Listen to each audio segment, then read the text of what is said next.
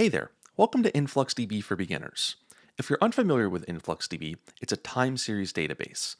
While this is mostly going to be a tutorial on getting started with Influx, I'll briefly gloss over the fact that a time series database is a purpose-built database used for storing time series data.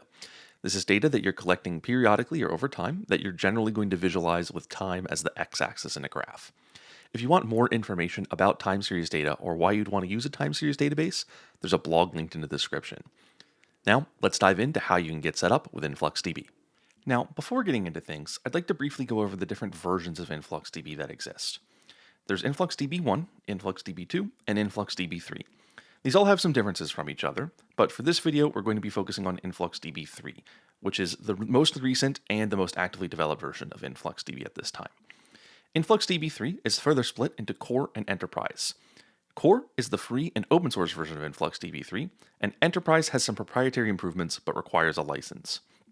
In this video, we'll be getting set up with InfluxDB 3 Core, but if you wanted to use Enterprise instead, the steps would be very similar. It's also briefly worth mentioning that there are cloud, dedicated, and serverless offerings that are built on top of InfluxDB 3. However, we're not going to be getting into those in this video, and the steps will be relatively different. To get started with InfluxDB 3 Core, navigate to its documentation, which is linked in the description of this video, and highlight and copy this command to run in a terminal. When we run this command, it's going to download a shell script provided with every InfluxDB 3 Core release, and then run that command to download and install Influx. Now, you can choose to do Docker Compose or a simple download, and we'll be using simple download for this video, but if you'd rather use a Docker container, you can enter one here. Once you enter your choice, the script will begin downloading InfluxDB, and then ask you what you'd like to do next. Quick Start is what we'll be doing here, but if you want to configure it, you can enter 2, or if you just want to install it without running it yet, you can enter 3 here. But when we enter 1, it'll start up InfluxDB, and just like that, we have InfluxDB 3 Core installed and running. Now, there's a couple other things to do. The first is to check and see if the InfluxDB 3 command is on your path. You can check this by running InfluxDB 3 -- version. If it shows up, that's great. If it doesn't, you'll want to copy whatever the output in your terminal is here to run and add that command to your path. The next thing you want to do is create an admin token, and the command is helpfully provided here, as a database is no good without data or without a way to query it. An admin token is how you'll connect to InfluxDB, both with data sources and with clients to query that data. So when we run this command, you'll see that it creates a token and an HTTP request header. You'll only see these once, so make sure that you copy them and store them somewhere safe. With InfluxDB now installed and running, the next thing to do is to write your data into it.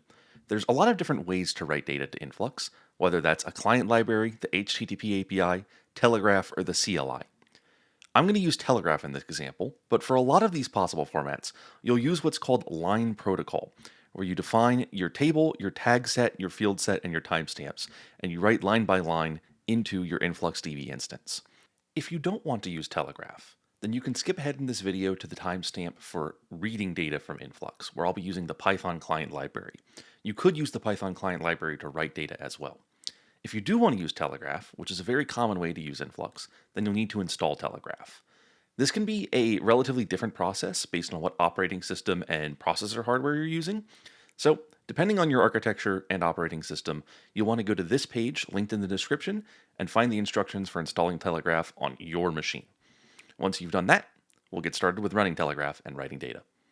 With Telegraf installed, you can now create a sample Telegraf configuration file and then modify it to suit your needs. I've gone ahead and configured the Telegraf agent to suit the needs of this demo. I've got the agent configured, I have the output configured to write to the Influx database that I set up on my laptop, and you can see I've specified the token that I generated when running that command in the terminal. I have the input plugin set up as CPU and disk, monitoring utilization on my laptop. However, if you want to write data from any given sensor or device, you can look through the Telegraf documentation for whatever plugin suits your needs. There's hundreds of them, and you can configure those plugins to get the data you want written into Influx. When I start Telegraf up, you'll see that very quickly it begins running, loads our plugins, loads our output here to InfluxDB, and begins writing data into that database we have running. The last thing we need to do is read that data. I'm going to be using the Python client library to query data from within InfluxDB. On the documentation, you can install the client library of your choice, whether that's C#, Go, Java, Node.js, or Python, and you can copy the command here to run it. If you're using Python like me, I'd recommend using a tool like venv or UV to manage your Python packages and make sure there are no conflicts with versions or dependencies. You can also see our documentation recommends installing pandas in addition to the InfluxDB3 client, so you can use features like 2pandas to visualize your data better. You're going to want to install it, and once you've got that done, we can hop over to how to set up, connect, and run queries in Python. What I've got set up here is a relatively bare-bones implementation of the InfluxDB Python client. I import it, I define my host as the local host that I have my InfluxDB server running on my laptop, the tokens, that admin token we generated, and the database is the same as what I configured in my Telegraf configuration. Then I'm establishing my connection, defining a query, running that query, specifying the language as SQL, and then converting that to a data frame with pandas and printing that out into the terminal.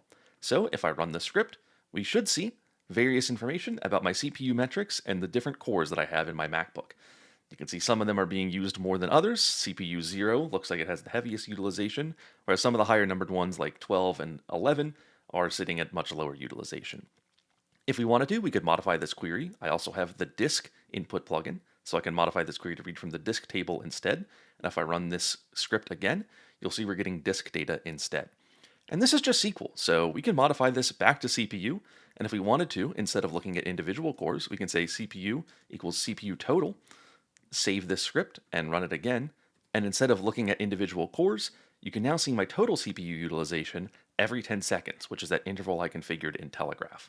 You can see it's been hovering somewhere between 8, 9%, 10% now that I've started recording and running the script a few times. It's utilizing my CPU just a little bit more.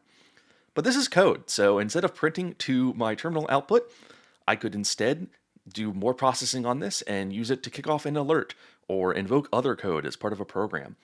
And you can also configure Influx to run scripts like this as part of processing plugins, where when you're running Influx, you can run Python scripts alongside it, configure the interval that they run, and schedule them to run along with your data collection to transform that data, send off alerts, or whatever else. So this is the power of using a client. You can define what you want to read, and then you can do whatever you want with that, as the world is at your fingertips once you're inside a client like this. Further information, documentation, and reading are linked in the description of this video. If you get stuck, need help, or want to ask a question, I'd recommend joining our community Slack, Discord, or asking on our discourse forums on the InfluxDB website, all of which are also linked in the description of this video. Good luck, and thank you for watching.